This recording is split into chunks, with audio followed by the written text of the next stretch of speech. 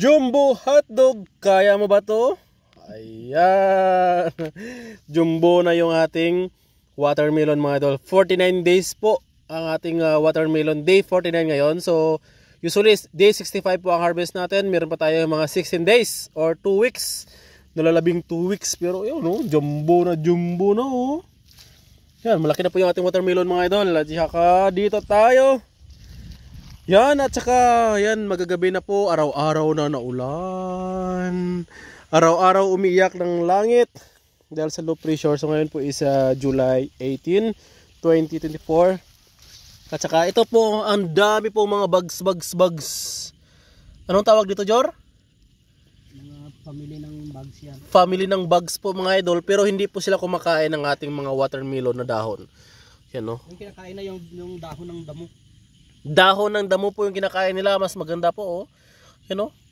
Imagine mo kung yan ang kakain sa ating watermelon. At saka yan, hindi talaga makita. Tingnan nyo po, ang topic po natin nung nakarang video natin is tatlong bunga sa isang punuan. Yan, oh. Isa, dalawa, tatlo, at saka sila po ay nabaon sa lupa. Pwede ba iangat to, Jor? Hindi pa to siya masira? Hindi naman masira yan. Sige daw. Hindi siya matanggal. Dandahanin lang natin. Yan, kasama pala natin mga idol si partner Jory, yung ating farm technician dito. So Hello, ilang araw ka dito sa ating farm? 4 na araw. Dahil malapit na po tayo mag-harvest mga idol, and maybe next week meron na po tayong Sweet Venus ba daw? Oh, Sweet Venus. Sweet Venus na i-harvest po mga idol. Picking po yun siya kasi yung Sweet Venus is 60 days, di ba? 55, actually 55 dapat 55 days. Dahil ang ano lang, yung klima kasi natin dito sa Punuling talagang Malamig. Kaya madidili siya ka ng konti. Yan, so dahil 55 pwede tayo mag-picking sa Sweet Venus. So 49 days ngayon, meron pa tayong 6 days. 6 days pa. So almost 1 week. Tama talaga yun. Sakto. 1 week sakto. 1 week, maka-picking na tayo doon. Oo, kasi nag-trial tayo kanina, nag-try tayo ng isang second bowl natin. Timing na yun na pinkish pa siya ngayon, pag mga isang linggo pa okay, red na yan. At saka puti pa yung buto niya, di ba? Oo. At saka yung ating seedless na watermelon po mga idol ay 2 weeks pa, 16 days before harvest. Oo. Picking po yun siya, picking mga idol, kasi 49 days ngayon, di ba 65 days yun? So meron pa tayong nasa 16 days po mga idol, sakto. Yan. At saka ito yung bunga mga idol, oh. Yan. Paano ang diskarte diyan, partner Jory, kung para hindi siya matanggal sa pungango niya? Ito. Kung hindi sana punduhan ng tubig niyan, okay naman yan ganyan. Hayaan na lang. Kasi baka maano pa natin yan, baka matanggal pa. Yan. So hindi yan masisira pag ganyan? Hindi yan masisira pagka basta hindi lang ng tubig talaga. Wala namang tubig. Yan. Tatlo po sila mga idol. Yun yung una. Yan. Tapos ito. So tatlo po sila sa isang punuan. May nahalo na Venus dito. May Sweet Venus pa doon na naligaw. Baka sa pagpulinit. No? Yan. Ito pa ang dugtong niya, oh. Ito. Wala na, no? Tatlo lang sa isang punuan. Yung pinakadulo niya po is ito na yung pinakadulo. Parang nagpayat na yung dulo niya, Jor, no? Ganyan talaga yan kasi na malapit na sa edad niya. Yun. Grabe kadami yung mga insekto kumakain ng damo, oh. Sige, kainin nyo pa yan. Ayan, yan ba malaki, Jor, oh. Ay, ito, tingnan yung mga idol, oh. Yan. Ang ganda ng dahon. Ganda ng mga dahon talaga mga idol. Yan. Salamat sa Primo Plant Booster Foliar Fertilizer na ginamit natin. Grabe yung mga dahon, malulusog. Tsaka pala. Malaki, oh. Tingnan nyo, kumpya sa kamay ko. Nag-prevent tayo ng ng copper fungicide kasi may pakunti-kunti na lumalabas doon sa doon sa Sweet Venus at saka sa Sugar BB natin, galing Taiwan. Mas siya susceptible sa bacterial wilt. May nakita ako doon parang nasa 10 na ata na symptoms, may symptoms ng bacterial wilt. Kaya, so nag-copper base tayo. Ang ginawa natin, nagtimpla tayo ng 20 grams ng 20 grams ng copper fungicide at inihalo natin sa tubig, sa isang galon na tubig, at saka yun yung drenching lang sa punuan. Grabe, dahil araw-araw naman talaga kasi mga idol umuulan. Tingnan niyo po mga idol, yan, oh. Yan, katatapos lang po ng malakas na ulan. Yan, oh, yung mga tubig-tubig pa. Ang dami pang tubig-tubig. Yan oh. Ito, mga ilang kilo na to, Jor? Ano na yan? Nasa 4 up na ba to? 3 up? ano na, 3 up na yan. 3 up na. Ganyan. Ito, mga 4 up na to. Ito yung mga 4 up. 3 up to 3 up. 4 ito. Kasi yung Ito, 4 up na to. Kasi ang seedless kasi mabigat talaga yung seedless. Oh, yung dati yung ano natin, bunga sa watermelon, 'di ba? Ilan lang yung 4 up natin, no? Konti lang, no? Parang ganito kalaki lahat. Parang ganito. Parang ganito, yung pinakamalalaki na ganito. Pinakamalalaki. Oh. 'Di ba? Yun na yung mga jumbo. Pero ngayon kasi 2 weeks pa to mga idol. Possible ba mag times 2 pa to? Kaya. Kaya no? Kaya siya. Magta times 2 pa to. Mga ano, kapag ganito yung ano, yung itsura ng dahon ng pakwan natin, kaya natin mga 8 kilos pataas. 8 kilos pataasin niyo po mga idol. Oh, yan oh. Tingnan niyo ang kamay ko yan, ganyan yung kamay ko, yun yung dahon oh. Grabe kalaki. Ayan. Ano ba yung palatandaan na partner na ano? Pwede na siyang i-harvest. Anong makikita natin? Unang-una doon sa edad ng pakwan. Tapos ito dito. Saan dyan? Ito yung ano niya, yung string niya dito. Oh, ano mangyayari Kapag dyan? tuyo na ito, so Mag-brown? pag nag-brown na ito, Oh. ready na siya i-harvest. Oh. Ito presko pa kasi nga Bata pa. Bata pa ito. Target natin dito is end of the month pa talaga. Oh, so July 18 ngayon. So mga 2 weeks. August pa, first week at saka last week ng July. Target lang natin 'yun. Baka Target. ano pa, kasumubra pa. Kasi nga dahil nga sa climatic condition dito sa ating area. Yan, may araw-araw talaga na ulan, galit ata yung langit or malungkot, umiyak. Yan, tingnan mo ang daming mga bugs oh, ito. Maliban Ayan. sa araw-araw na tag-ulan, talagang malamig talaga dito sa Pulo Nuling. Ayan oh. Kasi bundok. Pwede ba yung ganyan? Baka Para magamit. igaganyan ko kasi dati pag nagbili ako ng pakwan, ginaganyan ko. Parang ito na yung hinog. Hilaw Hindi yan. pala yon. Wait lang, pre. Tapos yung iba yung tinitingnan Yan. kapag ka nasa edad na yung pakwan kung hinog na siya maliban dito sa string niya. Oh, ano pa? Kapag ka matingkad Hindi kasi na, halimbawa pag nabili tayo sa palengke. oh, Paano ko malalaman na pulang-pula or hinog siya? Eh wala naman, hindi naman to nasasali pag nagbenta. dito sa pinaka ano niya, Ilalim. ilalim niya, kung ano pa, kung light yellow pa yung kulay Sige daw, dito, pakita mo daw konti. yung dito. Tandahan lang.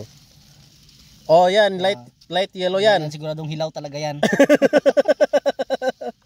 Tapos Ano pa? yung hinog? Anong color? Yung talagang ano na Golden siya. na golden. Oh, ganun. Or parang orange. Oo, ito yung sa ano niya, yung pinaka inupuan niya dito. Oh, usapang seedless 'yon usapang seedless. Usapang seedless 'yon. Yan. At saka ang pinaka ano talaga ito, yung number of Yung string. yung edad niya at saka ito talaga. Oh, kaso nga lang pag nabili ako ng watermelon, eh, hindi ko na yan siya makikita no. Wala Ang naman ginagawa ko lang ginaganyan no. Oo. Oh, kala nang mamimili magaling talaga ako eh. Tapos, Yun ang pag-check ng may bato ng tapos watermelon. sigurado naman na ano yun na hinog. Kasi hindi man nila harvestin yan kung wala pa sa edad. Ah? Pero bakit may mga lapsi or lapsi? Ano ba yung lapsi? Maputla akong mabibili minsan. Ano yun lang yun, mga hindi man kasi yan maiwasan, hindi man natin talaga ma-perfect na puro hinog yung makuha talaga natin. Oh. Pero sa seedless, Kapag mga malalaki, idol, sa seedless for sure red talaga lahat 'yon. red talaga yan. Pero yung oriental yun doon kahit sobrang tapang, sobrang yellow na yellow yung ilalim, may maputla pa rin.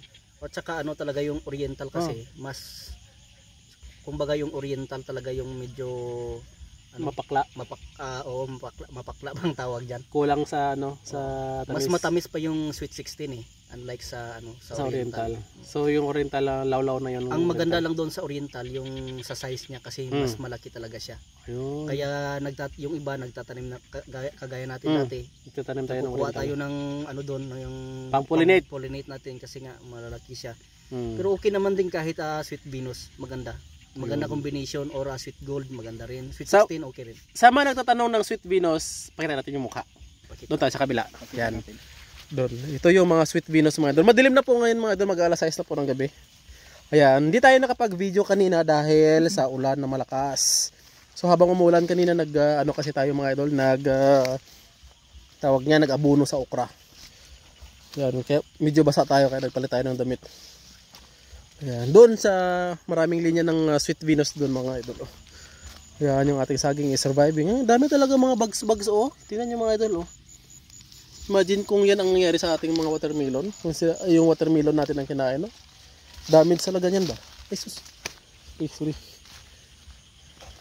Ay, malapit na tayo. Yung kulay orange na bugs yun yung kumakain ng dahon ng pakwan. Ito ata oh, Sweet Venus na to. Pero kapag, yan, Sweet Venus na to. Pero doon tayo sa marami. Kasi mga ligaw na Sweet Venus na yan dyan.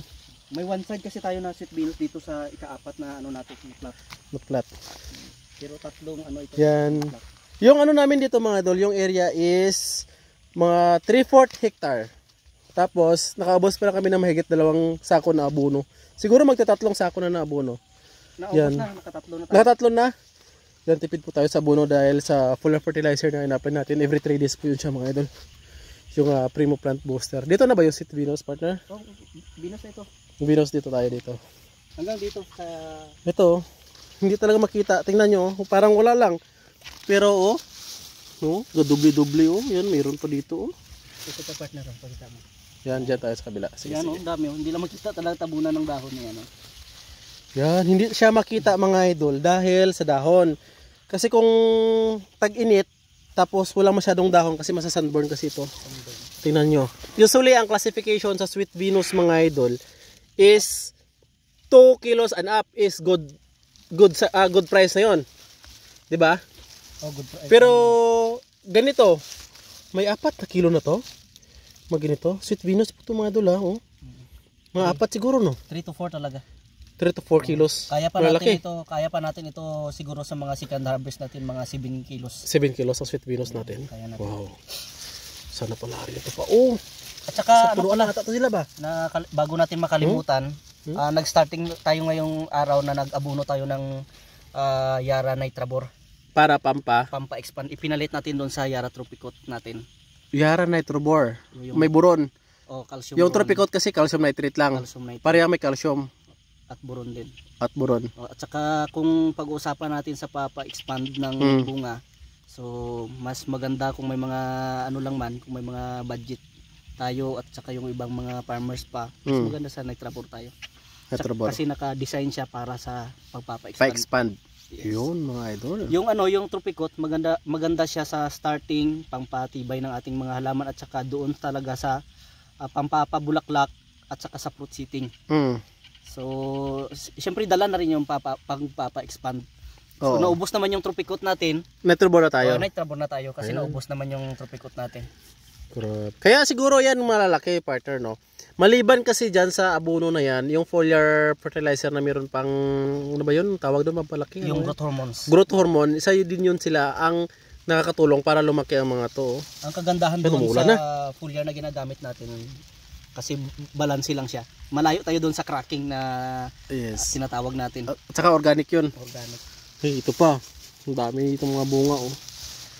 Yan, hindi lang makita. Dito. Mga bunga. Dito, pakita natin. Yan. Ay, kalaki. Sobrang laki. Magkadikit yung bunga na ano natin. O, tingnan mo. Oh? Yan o. Tingnan po. Yan. Oh, wow. Yan, bunga. Ito pa. Tingin. Bunga. Magkalapit lang yan. Bunga malaki pa. Bunga din yan oh. Wow. Ang problema, umuulan at saka nabaha dyan sa ilalim. Oh. Wow. Ay, ito talaga ang malaki oh. Yan, ito. For sure, nasa 4 na kilo na to. 4 sigurado. No? 4 pataas na. 4 pataas na to. Sweet Venus po ito siya mga idol ha. Usually, ang kinukuha ng buyer is 2 kilos and up. Like sa seedless, 4 kilos and up is a good price. 2 up at saka 2 down lang yung classification natin sa Venus. Ayan. Pero sa seedless, 4 up ang good price. 4 up above. Oh, 4 up. 4 up and above. Pero ito, for sure na 4 kilos na talaga itong Sweet Venus na. Taguin natin para hindi makita na magnanakaw. Yan, nabaha po kami mga idol. Yan, at saka ngayon, ayan na naman ang ulan. Ayan. Buti na lang di tayo nakapag-spray. Oh, yun pa ang problem natin mga idol dahil kapag parating na ulan, wala talaga tayong ma-apply dito na sprayer. Pang-spray. Ito. Na ano na rin yung ano no, sa katagalan no, malagyan na rin ng damo pala yung punuan yan no. Pero linisin natin yan. Ang sistema, ang gagawin natin dito, huwag natin bunutin para hindi mga ano yung puno. Ano lang natin yung putulin lang natin. Ayan, putulin siya mga tol dahil magraraton po kami. Susubukan po namin magraton dito sa aming watermelon para ganyan, malinis yung ano. ganyan oh. Magraraton. After namin ng harvest, magpupulit kami ulit para makita natin kung okay pa ba or hindi. Kasi maganda pa yung mga dahon. Hanggat may kakapit, may lalabas na balls, talagang paano natin, lagaan natin. Yan, dito tayo sa Sweet Baby. Yan, Sweet Sugar Baby. Baby. Sugar Baby. Sugar Baby. Sugar Yan, ito na yung galing sa Taiwan na Sugar Baby. May partner, oh, yan oh, yan. Yan, for sure mga 6 kilos na yan siya mga idol. Yan, pero may mga malalaki pa. Kasi umabot ito ng mga 15 to 20 kilos eh. Dito, hindi siya makita, no? Puro nasa loob lang yan siguro ba? Pero ang dami nila dyan sa loob. Tingnan natin. Ah, yan dito. Ayan, oh. Yan. Ayan, oh. Hindi siya makita. Yan, nakatago pala kayo, ah. Yan. Hey. Ito yung sugar baby natin. Sugar baby, kapal. Yan, madilim na. Hindi ko lang alam kung sugar baby talaga ito. Sugar. Kasi inchik-inchik yun, hindi makita no ang label, no. First time natin nagtanim nito. Ayan, Meron ba dyan? meron dito eh. Ayan, oh, ayan, oh, yun, oh, yun, oh. Ayun. Okay, kapitan natin. Ito pala kasi. Oh, ganyan siya kalaki mga idol, oh. Yan. Sugar baby. Yan. Pula pero hindi pa siya seedless mga idol, ha. Yan. Doon, oh. Baka may sugar daddy din oh. Ha? Sugar daddy. Ay, sugar daddy kasi mas malaki. Ayan, sugar daddy kasi mas malaki. Dito partner, oh. Mas mabilis sila makita dito kasi nasa gilid ng kanal, oh. Ayan, oh. Kitang-kita na sila, oh. Yan, itong dalawang na to, oh. Yan. Ito. Baka may sugar, ano pa dyan? Sugar mommy. Sugar mommy siguro ito. Ito, sugar mommy. Grabe, oh. Wow, jumbo hotdog. Kaya mo ba to? Kaya mo ba to? Wow, jumbo na talaga yung ating Jumbo na talaga. pakwan, no? Wow. Yan. At saka maganda pa sana makipag-usap sa ating partner na technician mga idol. Yun nga lang, lumalakas po yung ulan. Mag-update na lang tayo sa susunod. Yes, mag-update na lang po tayo sa sunod. Yan. Maraming salamat mga idol. Happy farming! Happy farming po. Bye-bye! Lakas na ng ulan, lakas na ng ulan. Lakas ulan. Lakas na. Uwi tayo, uwi tayo. Yung chinlas natin. Bitbitin na natin yung chinlas. Hey! Hey! Takbuhan na! Yan na. Lakas ng ulan. Ito, nakaka-slides din to. May buho. Grabe. Basa, lamig kaya.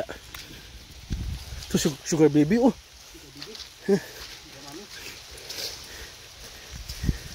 Ay. Yung pepino natin, bukas harvest tayo ng 500 kilos. Ay. Yan, hindi tayo nakapag-harvest ngayon, wala tayong buyer.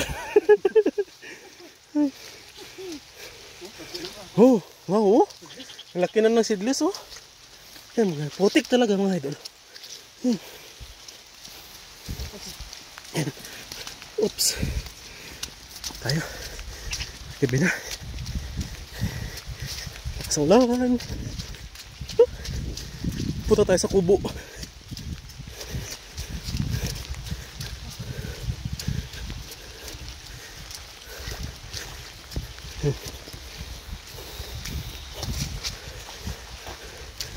Alright.